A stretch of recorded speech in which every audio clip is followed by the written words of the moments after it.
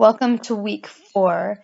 In this week, we're going to discover the power of our personal story by diving deep into it to create our ideal masterclass.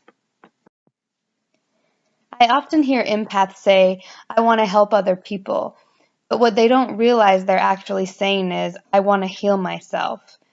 We have a heart for others because we know what it's like to be in pain.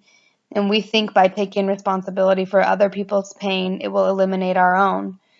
If we could only recognize that we are the ones who need the healing and allow the healing to come, others would naturally be drawn to us, to our story, our life, and most importantly, our embodiment of our story, which would be the healing. Our only job is to share it. Draining ourselves listening to other people's problems is not really helpful to you or them. Yes, we may temporarily absorb their pain, but that's akin to treating the symptoms, not the cause. We are incapable of doing the work for someone else, and it would be blasphemous if we even tried. They must do it. The only way for a victim to truly heal from a state of victimhood is through empowerment, and the same is true for us. Otherwise, we remain in a state of powerlessness, and we always remain a victim. All we can do is embody healing, embody restoration, so that others can be encouraged and know it's possible. It's not about being perfect. It's really just about being willing to show up for yourself and meet your needs without withholding love. When love is withheld, we withhold understanding, compassion, and forgiveness, and therefore we withhold growth.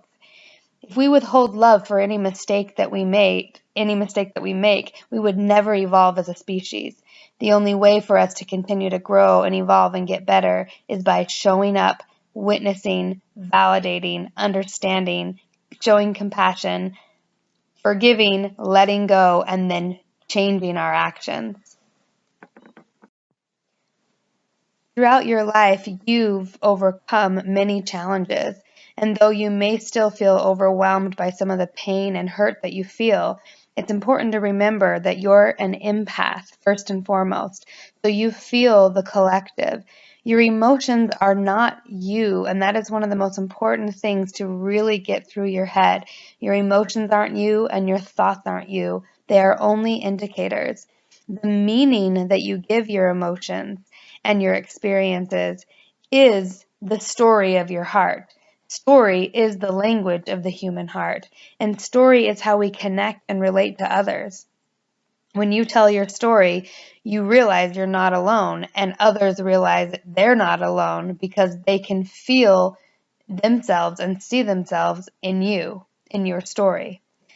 According to narrative psychology, the stories we tell about ourselves are key to our well-being. If we tell negative stories about ourselves, we will not feel good. In her TED Talk, The Power of Vulnerability, Brené Brown says that the gateway to intimacy is through being vulnerable about our imperfections and to tell our stories. If we sugarcoat our story, we miss out on the sense of connection with another human being that we can only attain when we're letting someone see our scars. Every time we expose imperfections and love ourselves in spite of them, we gain trust, both with ourselves and others. Or as Brené Brown says, we put marbles in our jar. Over time, the intimacy we feel with other people depends on how many marbles are in our jar. The most powerful healers are the ones who come from their heart, who are not afraid to share their vulnerabilities, their experiences, their failures, and their imperfections. Most importantly, the wisdom that they've gained through all the imperfections of their stories. That's what they solidify. That's the story they tell. So to begin this week, I want you to think about the story you're telling about yourself. What are the main things you've thought about yourself throughout the years? What do you primarily think about yourself? Most people, especially unhealed empaths, have incredibly negative thoughts about themselves. They overly internalize all of their emotions. They overly take responsibility for everything and other people's emotions. They are overly critical of themselves, and therefore the main narrative that is going through most empaths' head when we're unhealed is that we are not enough and we will never be enough. Some variation of that story. It's important to pay attention to the story you're telling, because so many empaths on one hand say, I want to help others heal, I want to step into my healing abilities, and yet they don't heal themselves because they will not stop the narrative of lack. Just because you feel something's true about yourself doesn't mean it is true. We only feel that way because of thoughts that we've told ourselves over and over. So in this week's exercise, what I want you to do is first and foremost write down the primary thoughts you have about yourself. And then I want you to write down your story, the main events of your story. Think about a time in your life when you were happy. And if you had a horrible childhood, imagine being in the womb or being in heaven before you came down into earth. Imagine a space where your heart feels totally at peace. And then think about coming from that space and coming into a human experience and having the challenges that you've specifically had. What are those challenges or series of challenges that came along to threaten your strength and your peace? So write down those challenges. And then in another column, write down the meaning you are giving these challenges. You don't need a classic happy ending sort of meaning, as long as you've found a meaning that's personal to you. And don't worry if you're not there yet.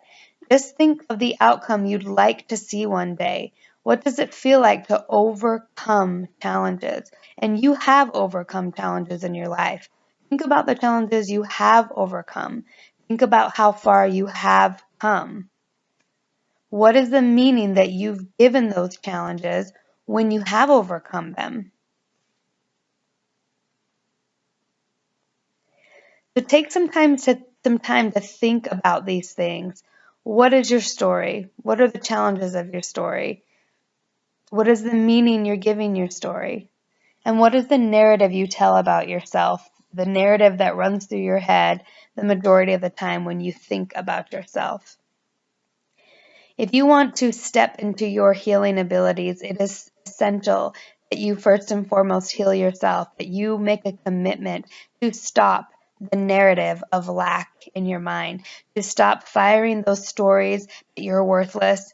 And you'll know when you start firing those neural pathways of worthlessness, it's a spiral down. And it's because the victim is activated within you, a victim vibration, which is not bad or wrong. It's a very real experience.